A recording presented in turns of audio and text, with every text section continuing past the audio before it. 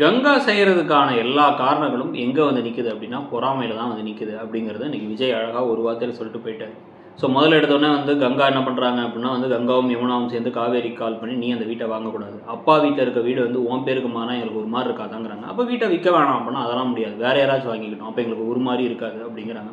ஒரு மாதிரி இருக்காது இரு மாதிரி இருக்காதுன்னு இந்த ரெண்டு பேரும் மாற்றி மாற்றி பேச உங்களுக்கு பிரச்சனைனா யாருக்கு, உனக்கும் அம்மாவுக்குமா அப்படின்னா இல்லை எனக்கும் யமுனாவுக்கு அப்படின்னா உங்களுக்கு என்ன பிரச்சனை, உங்களுக்கு தான் பணம் தேவை, அந்த பணத்தை நான் கொடுத்து வாங்கிக்கிறேங்கிறேன் அப்படின்னா என்ன எங்களுக்கு ஓனர் ஆகலான்னு பார்க்குறியா அந்த வீட்டுக்குங்கிறாங்க. ஆமாம் வீட்டை வேணா நான் ஓனர் தானே, வீட்டை ஒன்று நீ வந்து இப்போ விற்கணுங்கிற நான் வாங்கிக்கிறேங்கிறேன். சரி ஓகே இப்போ இதெல்லாம் இருக்கட்டும், நான் இன்னொன்று பண்ணுறேன், நாளைக்கு நீங்கள் வந்து நான் கையெழுத்தே போட்டுறேன், நீங்கள் வந்து அந்த பாய்க்கு விற்றுருங்க, இம்ரான் பாய் வந்து வாங்கிக்கலான்னு இருக்காரு அவருக்கு விற்றுருங்க. இம்ரான் பாய்கிட்ட போயிட்டு நான் கூட ஒரு 10 லட்சத்தை கொடுத்து அந்த வீட்டை நான் வாங்கிக்கிட்டேன்னு வச்சுக்கோங்க, அப்போ என்ன பண்ணுவீங்க, அந்த வீடு என் கையில் தானே வரும், அப்போ அதெல்லாம் முடியாது இது அழுனி ஆட்டம் திருப்பி ஃபஸ்ட்லேருந்து ஆடுங்கன்னு சொல்லுவீங்களா அப்படிங்கிற கேள்வியை வந்து கேட்கலாம் காவேரி.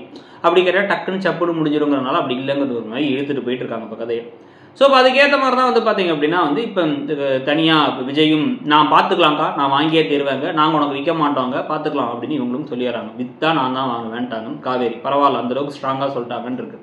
காரில் ஒன்றா நைட் அவுட்டிங் போயிட்டு இருக்காங்க இப்போ வந்து விஜயும் காவேரியும். அப்பயும் வந்து காவேரி வந்து அக்கா தங்கச்சியாக இருந்தாலும் இப்படி நடந்துக்கிறாங்களேன்னு பேசிக்கிட்டு இருக்க, கால் பண்ணி வேற வந்து இப்போ வந்து ஃபோனில் யார் பேசுகிறான்னு பார்த்தீங்கன்னா சாரதா பேசி அவங்க இதுக்கு ரெண்டு சரியான லூஸாக இருக்குது, நீ கவலைப்படாத நான் முடிவு பண்ணிக்கிறேன், இப்படி தான் வந்து என் ஒன்று விட்ட தங்கச்சி அதுக்குள்ளே வீட்டை விற்கிறீங்களா எனக்கு காசு கொடுங்கலாம் கேட்குது, யாரையும் நம்பாத விற்றா உனக்கு தான் விற்கிறோன்னு நான் பார்த்துக்கிறேன்னு அவங்க சொல்லிடுறாங்க.